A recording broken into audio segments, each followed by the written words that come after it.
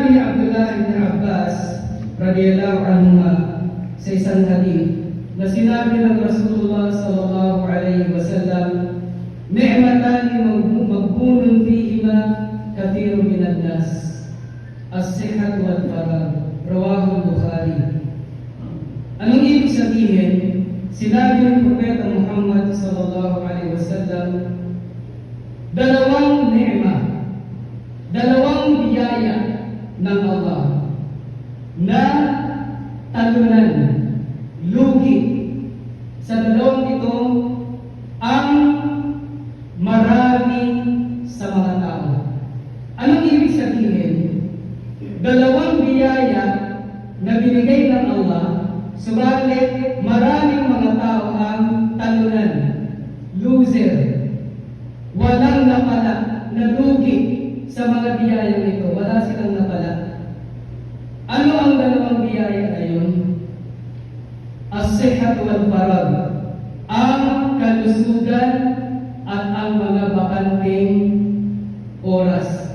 Ibig sabihin ay totoo nga na ang kalusugan at ang mga bakanting oras, yan dalawang yan ay parang mga biyaya ng Allah subhanahu wa ta'ala na hindi pinapakinabangan ng napakamarami sa mga tao. At nawa ay huwag tayong ibilang ng Allah subhanahu wa ta'ala sa nagbabaliwala at hindi nakikinabang sa dalawang biyaya na ito, ang kalusugan at ang mga bakanting oras.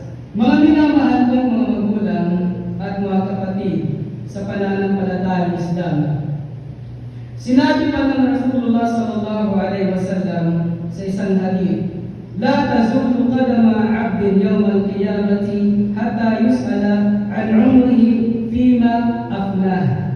Ibig sabihin, hindi maihahakbang ng isang alipin sa araw ng paghuhukom ang kanyang mga paa, maliban na lamang na siya ay tatanungin muna tungkol sa kanyang edad, paano na ito pinalipas.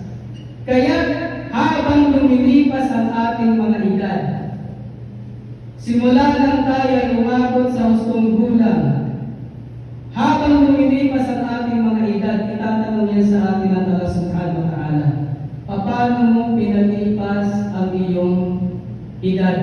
At detalye sa detalye, maliliit na detalye, malalaking detalye, makikita mo yan sa kabilang buhay.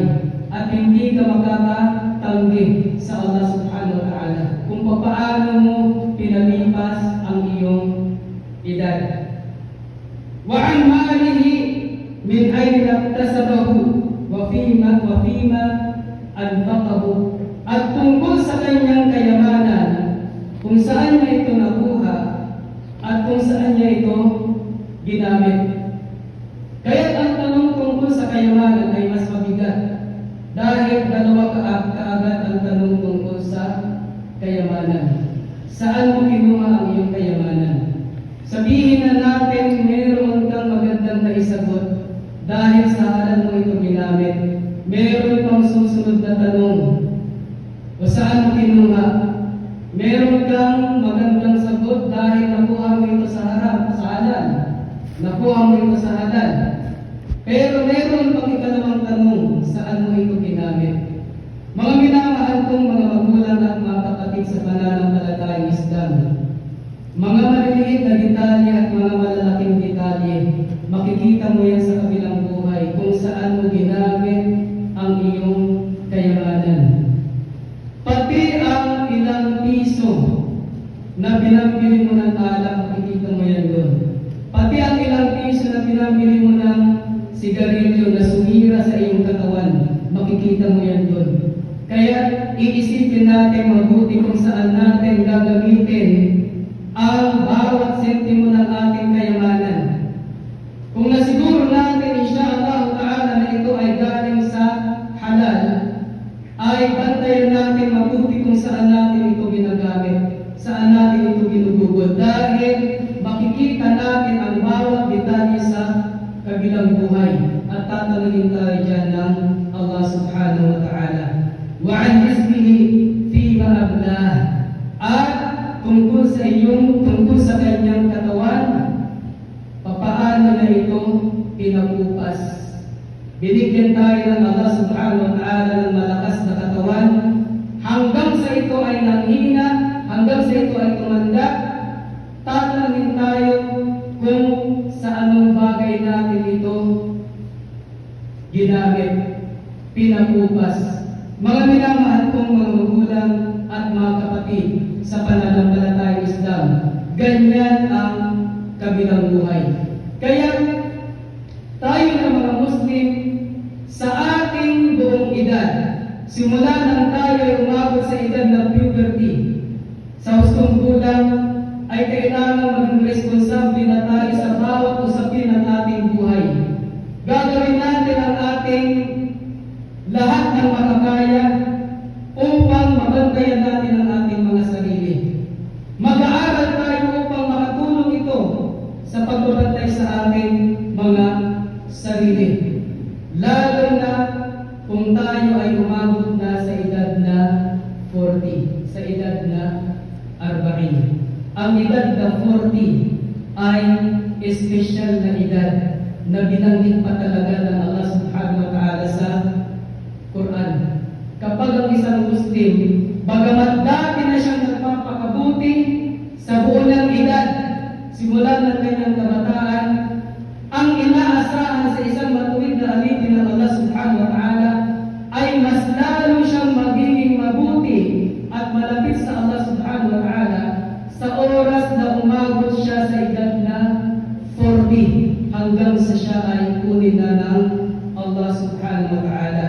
Sinabi ng Allah subhanahu wa ta'ala sa banal na Quran, ba'da a'udhu billahi minash shaitanir rajim, hatta idza balaga ashuddahu,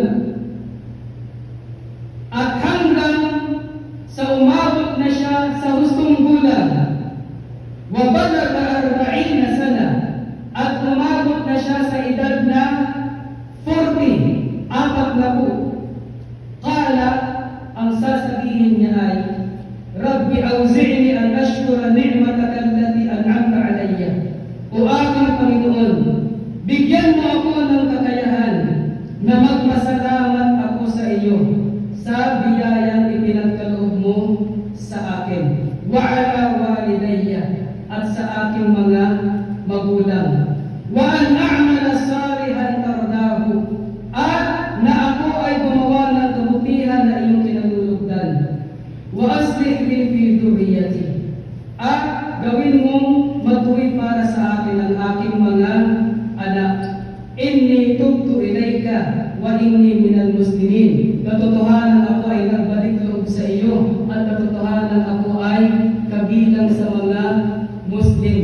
Mga minamahal kong mga magulang at mga kapatid sa pananampalatayang Islam, kaya tulad ng sinabi ko, mas lalo na kapag umabot ka na sa edad na 40, mas lalo ka nang magpakabuti, mas lalo ka nang mas maging masigasig, na maging mas malapit ka sa Allah subhanahu wa ta'ala, at kunin ka ng Allah subhanahu wa ta'ala sa ganitong kalagayan. Inihiling natin sa Allah subhanahu wa ta'ala na tayo ay bigyan niya ng magandang pagwawakas, at tayo ay nagpapakupok sa Allah subhanahu wa ta'ala laban sa masamang pagwawakas.